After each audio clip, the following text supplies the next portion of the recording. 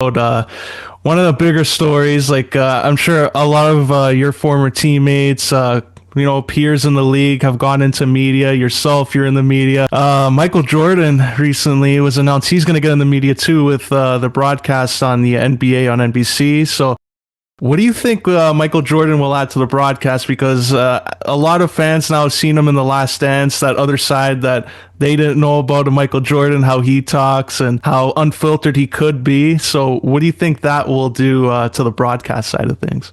This is what I think. And I don't know, what kind of training he's getting right now, or if, Michael always wants to be the best at something. It's no different than Kobe. I don't think Michael's going to take the gig and not want to be good at it. So one thing he does know is the game. You know, he is in many people's eyes the GOAT. So why wouldn't you want to hear from him? He's been silent for years. Why wouldn't you want to hear from him? I want to hear from him. I'm curious to hear what he has to say. So I think that's a good job by NBC to bring him in. So I want to hear what he has to say. I want to hear, if he's entertaining. I want to hear, praises, criticisms. I want to hear from what he's got to say, because I know him. M is a competitor. He knows the game, and I know him as a good guy. He's very extremely competitive though, and he is unfiltered. Which I like.